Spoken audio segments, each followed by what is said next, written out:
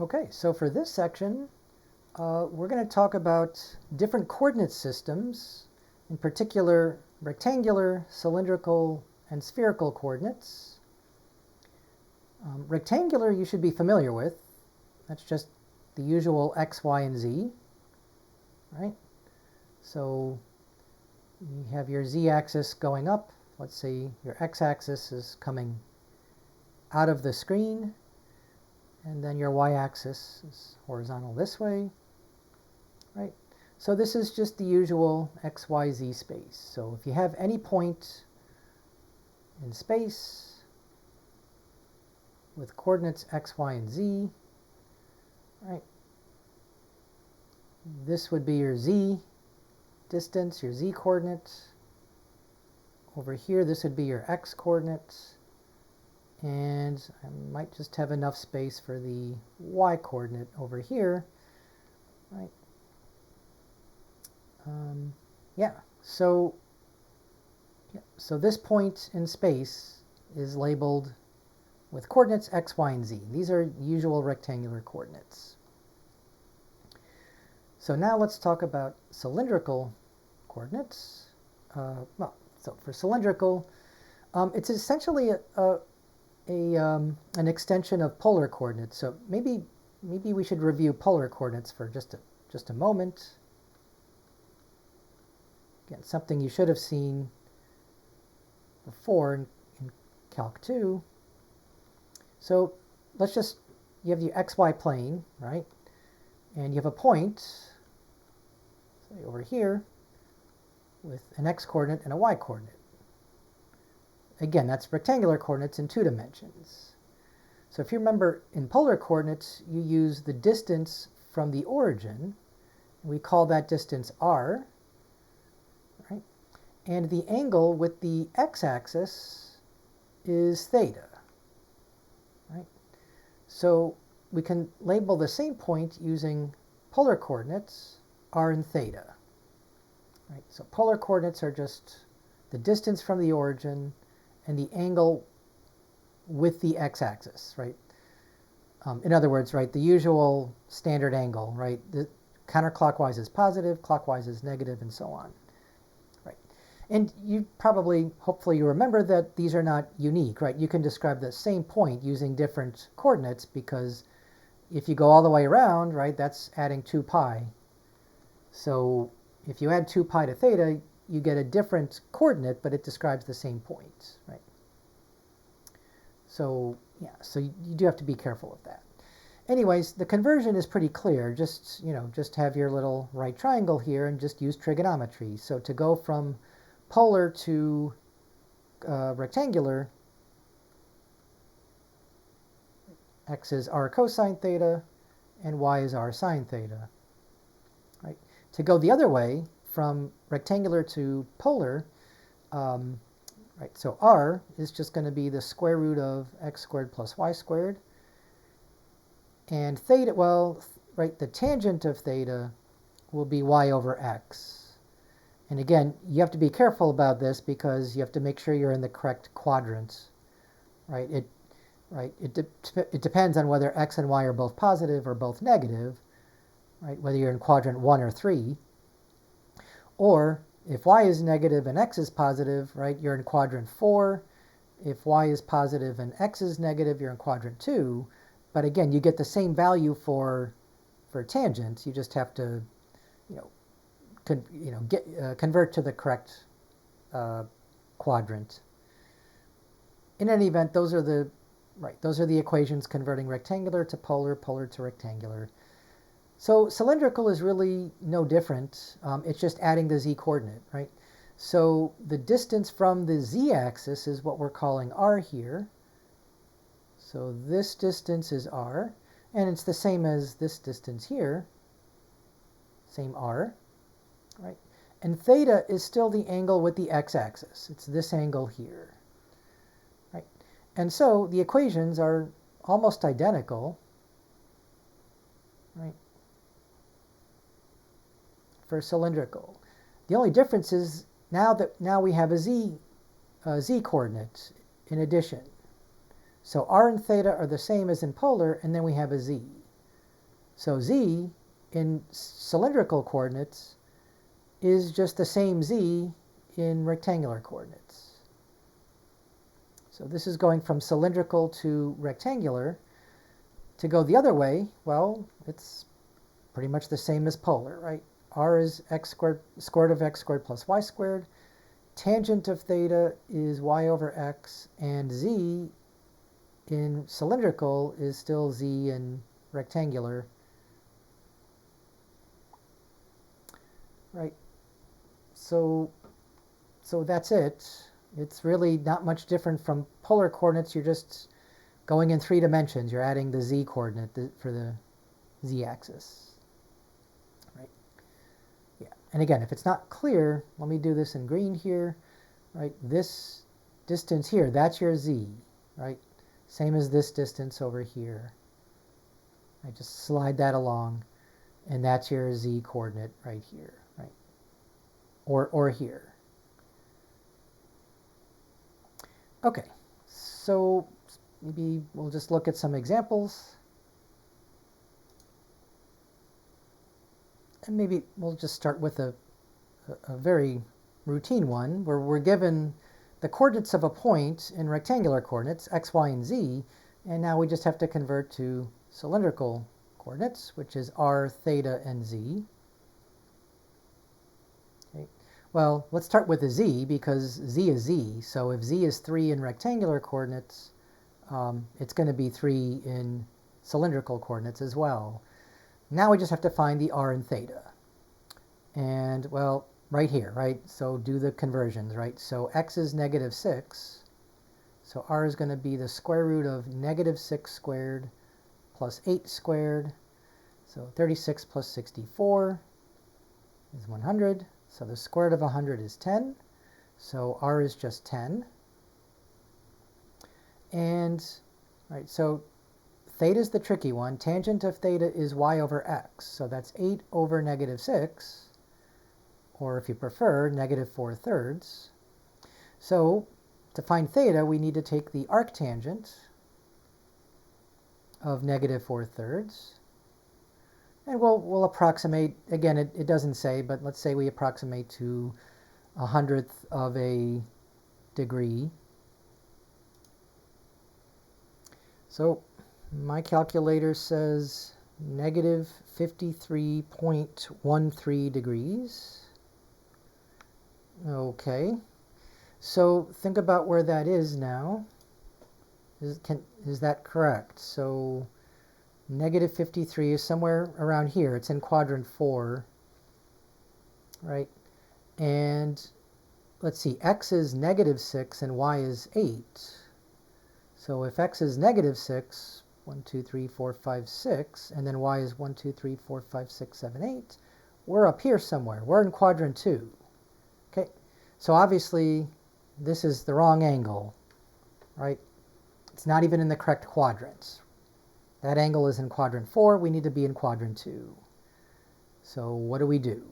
Well, notice that to get to this angle here, all we have to do is go halfway around, right? In other words, we're just going to add pi radians, or in this case, we'll just add 180 degrees. So if we add 180 degrees to negative 53.13, we get 126.87. So again, that's not the arctangent, but to get theta, the correct theta, we need to add 180 degrees to be in quadrant 2. So 126.87 degrees for theta. And so I'm going to have to try to squeeze that in here. So let's make this 126.87 degrees approximate. Right. So what would the exact, well, the exact angle would be pi plus pi radians, right, plus the arctangent of negative 4/3. So that would be the exact angle.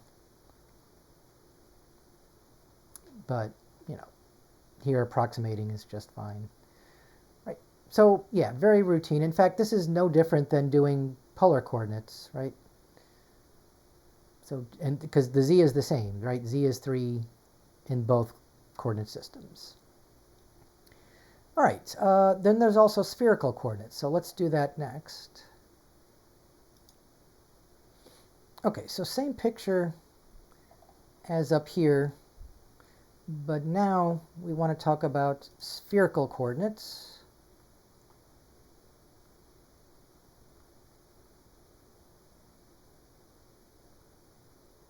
And so the difference is that there's going to be two angles, one of which is theta, which is the same as in cylindrical and polar.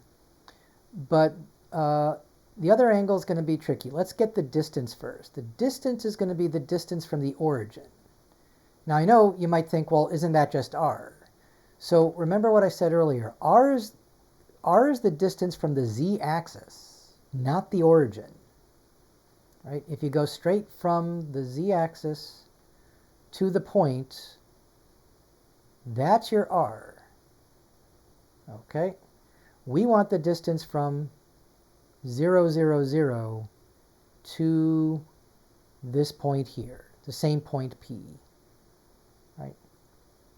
So that distance clearly doesn't have to be the same as r. In fact, it's usually bigger than r. So unfortunately, we're not going to be able to use r, because if I call this r, that's going to be very confusing because they're two different distances. So this book, and a lot of books, will use the Greek letter rho for that distance, right? And yeah, so rho is the distance from the origin. And so it's still the Pythagorean theorem, right? Rho squared is still going to be, rho squared is just going to be x squared plus y squared plus z squared. Right. And in fact, x squared plus y squared is the same as r squared. So there's the relationship between rho and r, right? They don't have to be the same, right? You can say that they're equal as long as z is 0, right? Because if z is 0, you're in the xy plane, in which case r and rho happen to be the same. Okay? So rho and r are two different distances. They only coincide if z happens to be 0. Okay? So to get rho itself, of course, you just take the square root.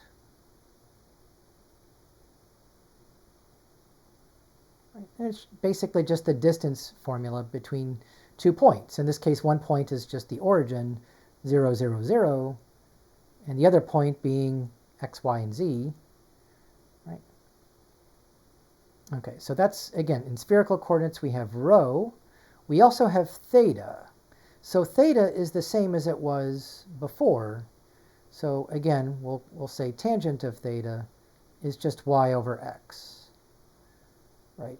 So don't say that theta is the arctangent of y over x for reasons that, well, we've already seen in this example. It's right. This theta here was not the same as the arctangent of -4/3.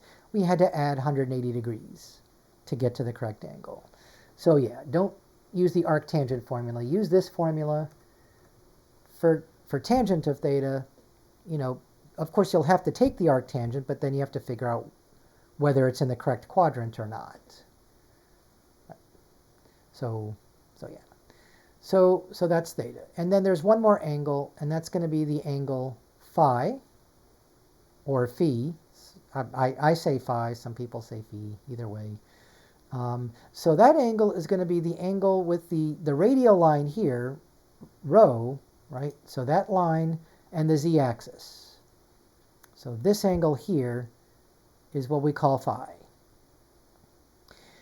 And in fact, it's this angle phi, we used to call that angle gamma.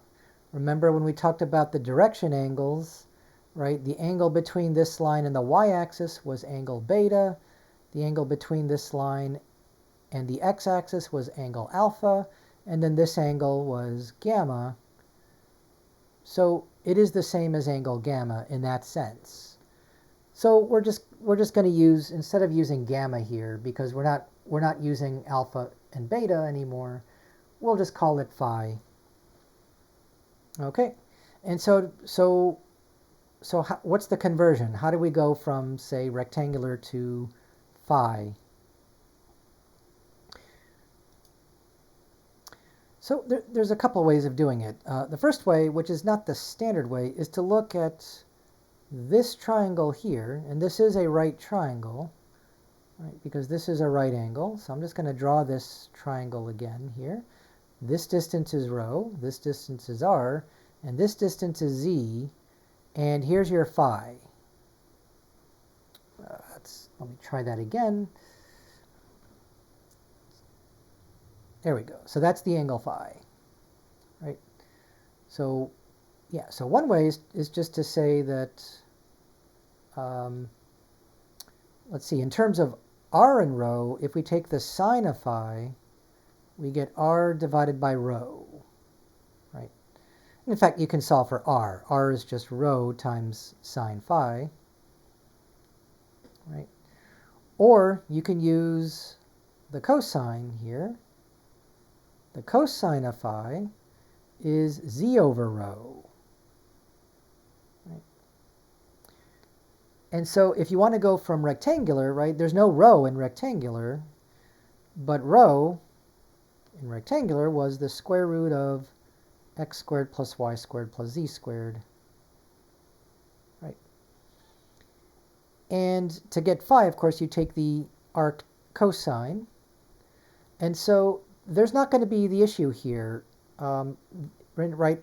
In other words, z could be positive or negative, and so the angle, the cosine could be, you know, from -1 to +1, but you'll end up in the correct quadrant. It's either going to be in quadrant 1 or 2.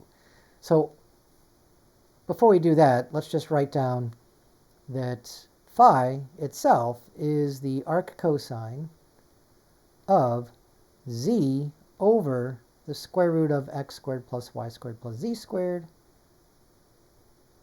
And that's going from rectangular to spherical. Okay, right. If you want to go, say, from cylindrical to spherical, then you can use this, right? Because you have r, you just have to figure out what rho is in terms of r and z, and well, here it is, right? So you can say that the sine of phi is r divided by the square root of r squared plus z squared. Right, so that's going from cylindrical to spherical. Okay, and again, there's other variations of this, but these are the important ones, right? So So this is going from rectangular to spherical. What if you want to go the other way? If you have spherical and you want rectangular, that's just a little bit more trigonometry here. So if I can keep this picture up,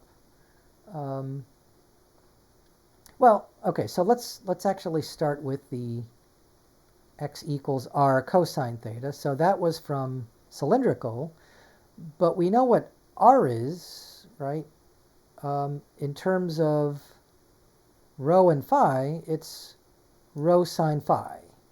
So we can just substitute for r, rho times the sine of phi, and still multiply by cosine theta. Right? Same thing with y. Y is going to be r times sine theta, but again, r is rho times sine phi times sine theta. Right? And then z, oh, I don't think we got z. Oh, yes, z is equal to, here, let's write this backwards. Z is equal to rho times cosine of phi. So that's it, right? There's no r here. So this is rho times cosine of phi. And so this will go from spherical to rectangular, or spherical to cylindrical if you want. But that's it. So again, no reason to memorize all these, although they do come in handy if you happen to know them, but they're on your formula sheets. And, you know, it just takes a little while to get used to it. And again, the best way to get accustomed to these, to all these formulas is just to use them. You know, do as much of the homework as you can. Okay, so we'll do a lot more examples now using these formulas. Okay, so same example that we had earlier, right? -6, 8, 3. So those are rectangular coordinates, and we want to convert to spherical now, right? Because we did cylindrical earlier, right? So we'll just use the same formulas here. So we know, again, x is -3, y is 8, and z is 3. So let's start with rho, right? Rho is just the square root of x squared plus y squared plus z squared. So in this case, it's going to be -6 squared plus 8 squared plus 3 squared, which I think is the square root of 109, which is 10 point something. It's about 10.44. Right. So if you want the exact, just write square root of 109, unless there's a way to simplify that. I don't think there is. Nope.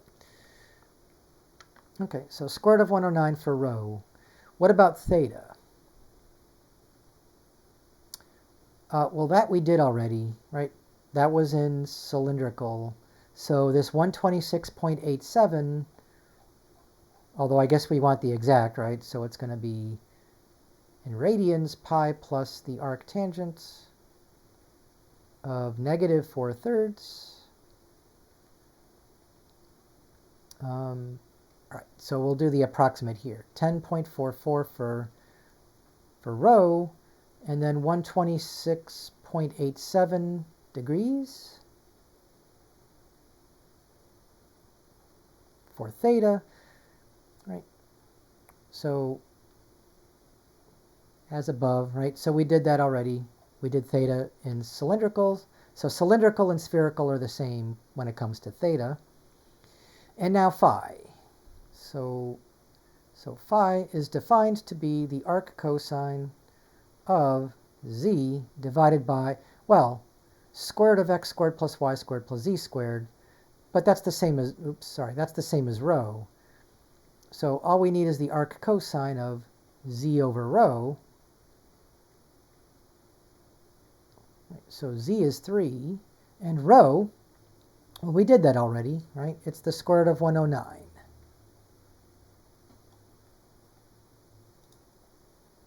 Right, so that's the exact answer here. Inverse cosine of 3 over square root of 109. Again, you don't have to rationalize the denominator. This is fine. And let's see, when you plug this in your calculator, you get 73.30 degrees. So we'll keep the same 2 decimal places. And that's it, right? So these are the approximate coordinates in spherical, and these are the exact coordinates in spherical. You should know how to do both by now, right? So yeah, again, when you're given a point, converting from one to the other is just essentially plugging in numbers into all these formulas here. So not hard. So let's do a slightly more difficult example. Okay, so we're going to start with the cylinder, right? X squared plus y squared equals 36, right? So again, that's a circle in 2 dimensions, but we're in 3 dimensions now, x, y, and z, so it's a cylinder. And this is in rectangular coordinates, right? Because it has x and y. If you're asking, well, where's z? Z could be anything, right? So I suppose it depends on what type of cylinder. If you're talking about, right, a finite cylinder like this, then you have to specify, let's say this is, z equals 0 and this is z equals 5, right? If the height of the cylinder is, say, 5 units, then you have to specify that z is between 0 and 5, right? But when we say cylinder, we usually mean not one of these things, but an infinite cylinder. It goes infinite in both directions, right? So if that's the case, z could be anything from negative infinity to infinity for an infinite cylinder. Okay, so yeah, we have to clear that up, that if we're talking about a finite cylinder, right, that starts somewhere and stops somewhere, it has an upper surface and a lower surface, then you have to specify the bounds for z. If you're talking about the infinite cylinder that goes up and down forever, then z is just any real number. Okay, so we're going to assume that z is any real number here, since they don't specify that. Right. But we want to convert that to cylindrical coordinates. Well, there's two ways of doing this. I'm going to do it the long way first. So going from cylindrical to spherical, not spherical, cylindrical to rectangular. All right, cylindrical to rectangular. Right, so it's x equals r cosine theta and y equals r sine theta. Right, and z equals z, of course. Right. So let's just plug those in, right? So if x squared plus y squared is equal to 36, then if x is r cosine theta, we just have to square that, and y is r sine theta, we just have to square that. That's just equal to 36. So r squared times cosine squared theta plus r squared times sine squared theta is equal to 36. Factor out the r squared, and then you get cosine squared, plus sine squared of theta. I think we all know what that is, right? That's just equal to 1. So r squared times 1 is 36. But if r squared is 36, then r is 6. Now, I didn't think I mentioned this earlier, but both r and rho are supposed to be positive. They're distances, right? They're distant, right? R is the distance from the z-axis to the point. Rho is the distance from the origin to the point. So we don't bother with the plus or minus 6 here. R is just positive 6. And that should not come as a surprise. After all, right, the fastest way to do this is to say, hey, going from rectangular to cylindrical, you just have this formula here. But if x squared plus y squared is 36, then of course r squared is 36, which means r is 6. So that would have been a lot faster, of course. So you get the same answer much more easily that way. But yeah, either way, you can work it out. And of course, right, we're talking about a cylinder here of radius 6, right? So the radius of the circle is 6, which means the radius of the cylinder, right, going both ways, is also just 6. Right? So a cylinder is just a surface, right, with constant radius 6. Right? That's all it is. So this is why we call them cylindrical coordinates, right? In cylindrical coordinates, the equation is, well, very simple. R equals 6. Right? Slightly simpler than the x squared plus y squared equals 36 in rectangular coordinates. Yeah, so in cylindrical coordinates, cylinders are sort of the natural object, right? Because theta varies from 0 to 2 pi. Maybe we should specify that. Right? Because you can easily imagine just cutting the cylinder in half here and just taking half the cylinder. Right? So in other words, cutting out all this part here, in which case you can say theta goes from 0 to pi. Right? And if you want to cut that in half, you go from 0 to pi over 2, for example. So yeah, if you want the entire cylinder, yeah, you're just going from 0 to 2 pi. There we go.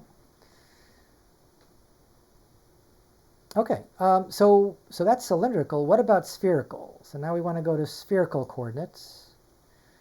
So let's do that. Sorry, I didn't mean to cut everything off here. So we're starting with the same equation. X squared plus y squared equals 36. Right? Or, if you prefer, you can just do r equals 6.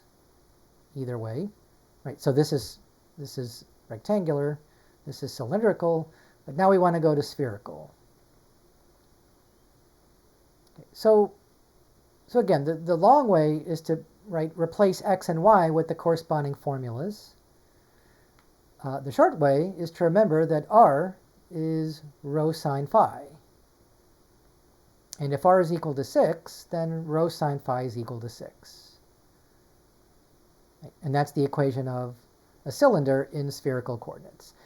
You can actually solve for rho. If you divide by sine of phi, you just get that rho is 6 divided by sine, or 6 times cosecant of phi. So that might be a little bit better here. Right? Sure, the long way is to say, well, we know x is rho cosine theta sine phi. I think I wrote it the other way last time. So rho sine phi cosine theta, right, and then squared. And then y is rho sine phi sine theta squared is equal to 36.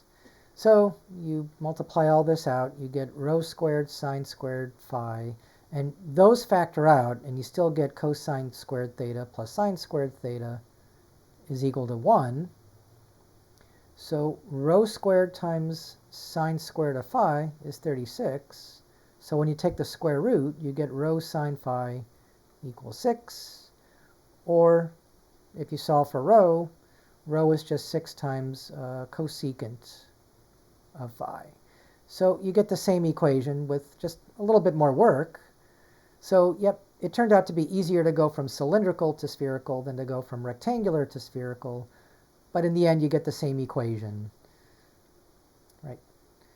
So yeah, so that's maybe not as clear, you know, as r equals 6. That's the easiest way to represent a cylinder. And then you have rectangular coordinates, x squared plus y squared equals 36. And then spherical coordinates, rho is 6 times cosecant of phi. What is phi doing, right? So phi is effectively going from 0 to pi here.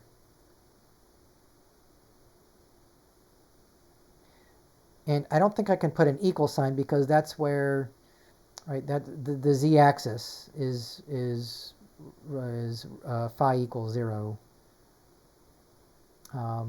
So yeah, no equal signs. Not for the cylinder. Yep. So maybe that's a good. Maybe I should make that point more clear here. Phi is just the angle with the positive z-axis. So the positive z-axis is phi is equal to 0, right? Right. This is your 45-degree angle, so this would be phi is equal to, let's say, pi over 4. Your 90-degree angle would be pi over 2. So think about what rho is equal, I'm sorry, not rho, phi. Phi is equal to pi over 2. Right, what is that? Well, right, if we go down 90 degrees, we're somewhere, we could be on the y-axis, but we could also be on the x-axis, or we could be anywhere in the xy plane. So, I keep calling it rho. Phi is equal to pi over 2, or 90 degrees. This is just the xy plane. Right? Z equals 0. In either rectangular or cylindrical, z equals 0. Okay. anyways, that would be a completely separate example. Yep, let's do another. Okay, so we have another equation in rectangular coordinates. Z is equal to 2 times the square root of x squared plus y squared. And this is going to be a cone. You're welcome to try to graph it. Here's the z-axis. Here's the xy plane. And the cone will be, well, something like this. Of course, it's an infinite cone. It keeps going, right? Because it doesn't say z is between 0 and whatever, right? Yeah, so that's the equation in rectangular. So what about cylindrical? Well, right, we know that in cylindrical, x squared plus y squared is equal to r squared. So we can just make that substitution. This is just 2 times the square root of r squared, which is just 2 times r. So z equals 2 times r is the equation of a cone in cylindrical coordinates. Right? So yeah, a little bit simpler. A little bit simpler. And you can kind of see what's happening here, right? If you just think of z over r as the slope, right? Rise over run, right? So here's r. Z is just going to be twice as long, right? So if r is 1, this is z is 2, and so on, right? So yeah, that's basically sort of how steep the cone is. Let me fix that here, right? So whatever r this is, the distance from the z-axis is your r. Your z then will be 2 times r. Okay. So yeah, you can imagine if it was 3 times r, it would be, even steeper, 4 times r, and so on, right? You get steep cones, right? Or thinner cones, I should say. If z is 1/2 r, then you get a very wide cone. Maybe something like this, right? Right. In any event, yeah, this particular cone, z equals 2 times r. Okay, now what about spherical? So I think I'm using the opposite colors here, but that's fine. Well, again, the quickest way is to say that, well, remember r is rho times sine phi. So that goes from cylindrical to spherical. But, right, there can't be a z here. You can't say z equals 2 times rho sine phi, because that's not entirely spherical. There's no z in spherical, right? Remember what spherical is. It's rho, theta, and phi. You can have a phi, you can have a theta, you can have a rho, but you can't have a z. Z is for either cylindrical or rectangular. Okay, but we remember the formula for z in spherical. It was rho cosine phi. So now just replace z with rho times cosine phi, and that has to be 2 times rho times the sine of phi. See that? And we can go a lot further here, right? Notice that rho is the same on both sides. I can divide both sides by rho. And they cancel. And then you end up with cosine phi is equal to 2 times the sine of phi. Oh, we have to be careful. I guess if you're dividing by rho, you better make sure that rho is not 0. So where would rho be 0? At the origin.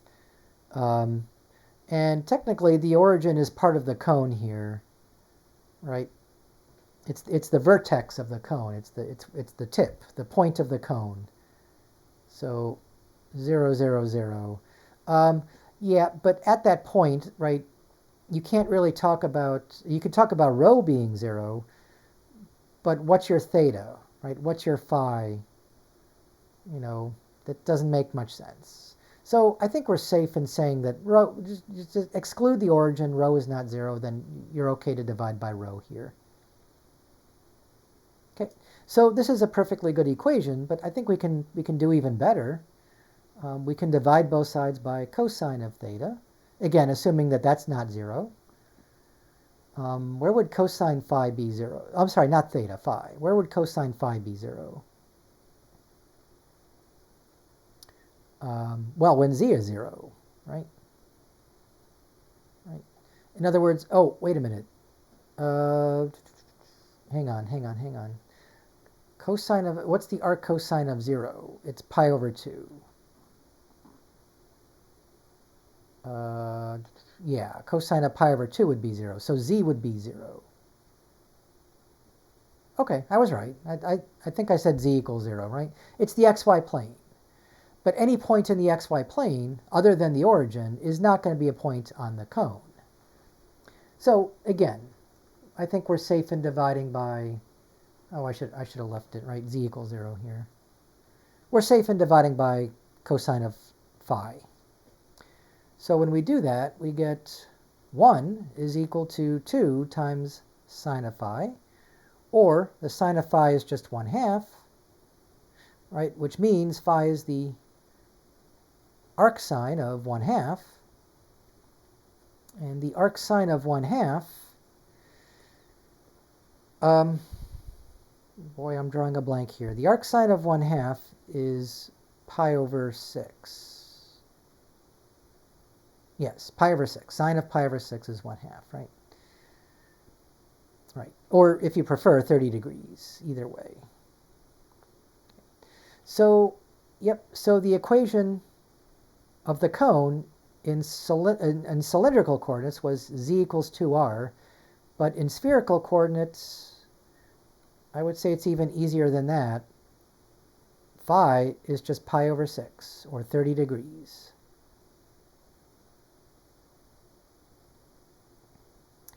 See, is that clear? Everywhere on the cone, this angle here, this angle is your phi, and it's pi over 6. It's the same everywhere on the cone, right? So just, just swing the cone around, and you get different thetas, but you're still going to end up with the same angle. This is the same angle, right? Don't think that this is negative pi over 6, right? So remember, phi has to be between 0 and pi. Phi cannot be negative, right? That doesn't make any sense, right? If the z-axis is phi is equal to 0, right? What's less than 0? What's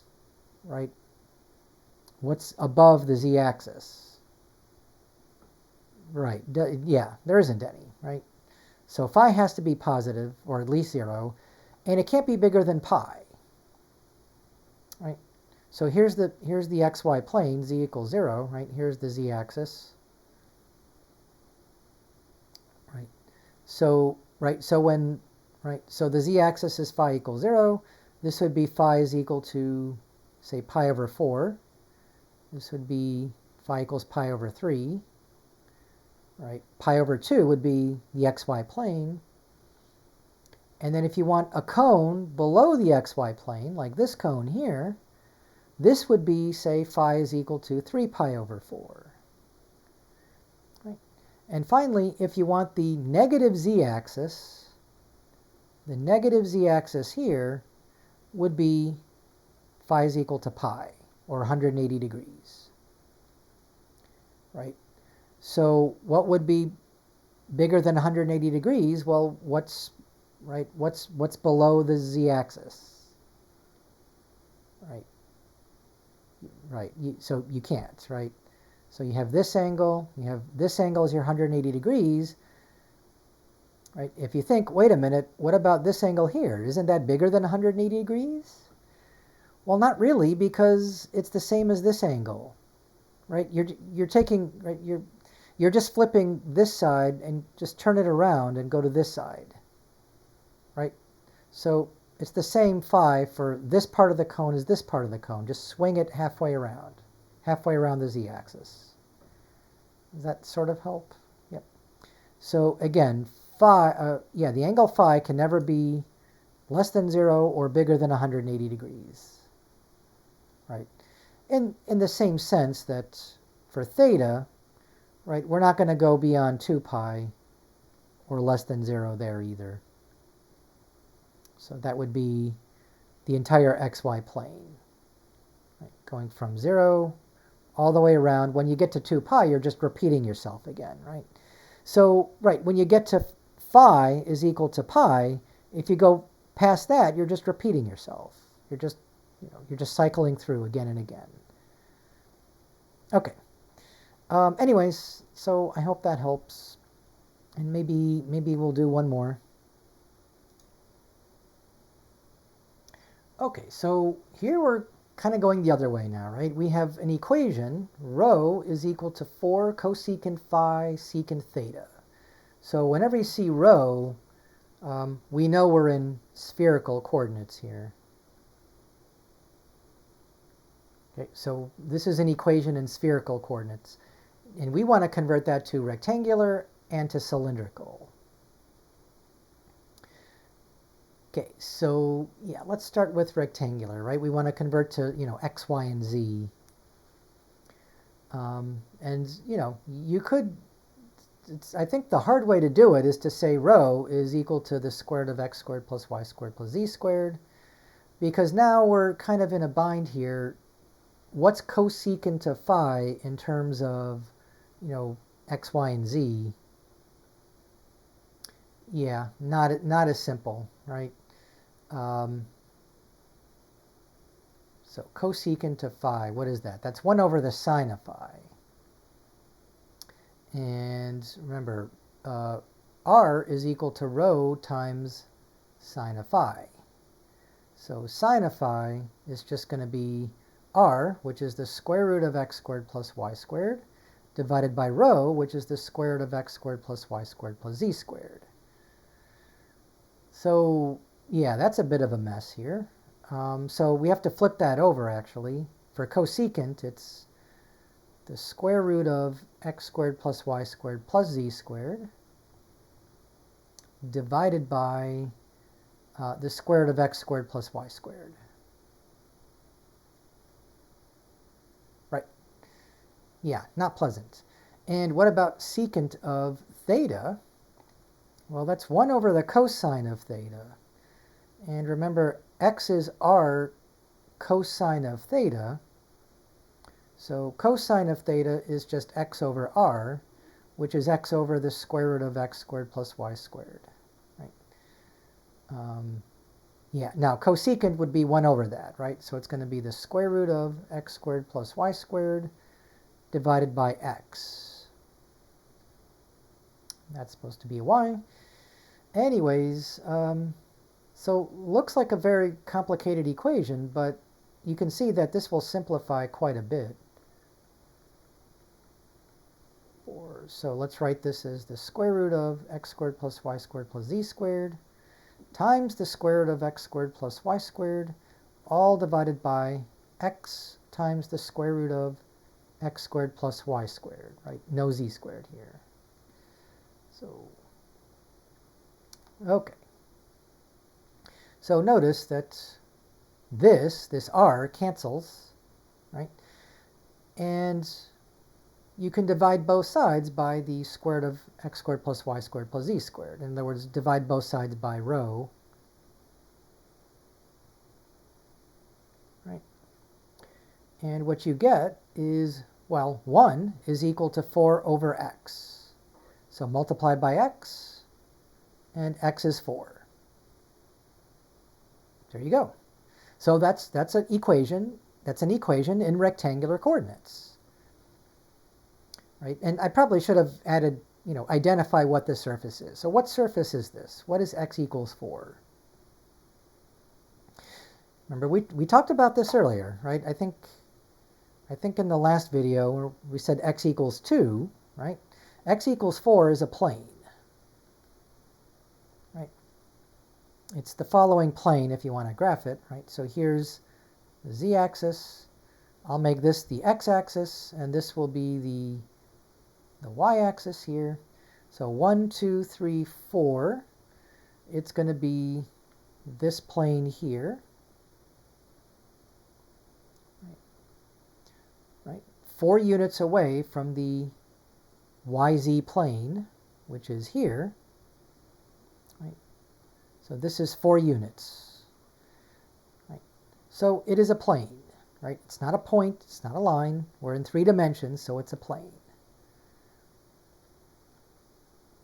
Right? And so yes, you can see that the equation of the plane, right, in spherical coordinates is a bit crazy here. Right? Who would have thought that this is also just the equation of a plane? But it is, right, in spherical coordinates. Okay. Oh, what about cylindrical coordinates? Well, remember, cylindrical coordinates involves r, theta, and z, but no x's. So remember, x is just r times cosine theta. And if x is equal to 4, then r times cosine theta is equal to 4. Right. Or, if you prefer, you can solve for r. R is just 4 times secant of theta. So, right, so these are for cylindrical, and this is spherical. But we wanted cylindrical and rectangular, and that's the x equals 4. So obviously the equation of a plane is simplest in rectangular coordinates, not quite as simple in cylindrical coordinates, and quite a nuisance in spherical coordinates. But this is something that will come up later on. We will talk about surfaces much later in the course, toward the end, and in this case it might be beneficial to actually represent the plane in this way, in spherical coordinates, right? So yeah, so you know, this of course is one way to do it, just brute force. The other way, starting with the spherical.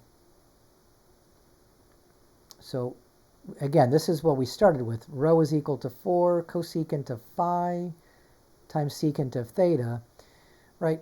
And you notice secant and cosecant are just 1 over cosine and sine respectively. So this is rho is equal to 4 divided by the sine of phi times the cosine of theta. And if we multiply both sides by sine of phi and cosine of theta,